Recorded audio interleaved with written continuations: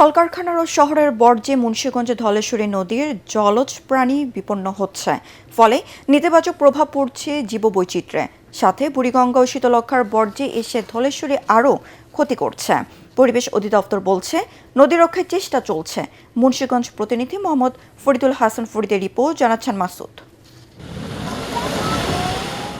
নগর জীবন আর কলকারখানা বর্জ্য সর্বনাশে ডেকে আনছে ধলেশ্বরী নদীর।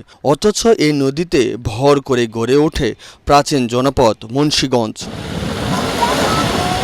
শহরটির আশীর্বাদ এই নদী থেকে টলমল পানি সরবরাহ করতে ৩ বছর আগে ৩৪ কোটি টাকা ব্যয়ে পানি শোধনাগার নির্মাণ করা হয়। তবে এখনও আলোর মুখ দেখতে পারেনি নদী দূষণের কারণে।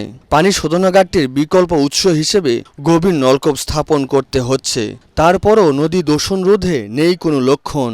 অনেক ময়লা দূষিত করে লাইতেছে নদীর পানিগুলোর পরিবেশ নষ্ট হইতেছে। নদীর পানি বিকট গন্ধ, ময়লা নিয়মিত পড়তেছে এবং নদীর পরিবেশ নষ্ট করতেছে। বিষাক্ত বর্জ্যে মাছ সহ নদী জলজ প্রাণী বিপন্ন হচ্ছে, আর তা ক্রমে ছড়িয়ে পড়ছে মেঘনা ও পদ্মায়। মারাত্মক ঝুঁকিতে ইছামতি নদীও। এতে প্রাকৃতিক বিপর্যয়ের ঝুঁকি ছাড়াও নদী কেন্দ্রিক কর্মসংস্থান হ্রাস পাচ্ছে।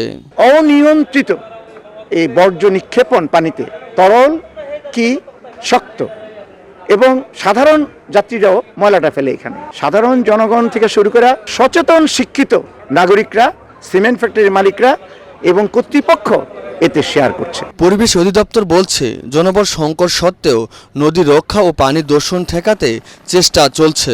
তরল বর্জ্য যাতে পরিশোধিত বের হয় সেজন্য তাদেরকে ইটিপি স্থাপন করা বাধ্যতামূলক করা হয়েছে। মুন্সিগঞ্জ পৌরসভায় লাখো মানুষের বসতি, এছাড়া রয়েছে নানা প্রতিষ্ঠান। সেখান থেকে বর্জ্য সরাসরি এসে পড়ছে ধলেশ্বরী নদীতে। Bureau report, ATN Bangla.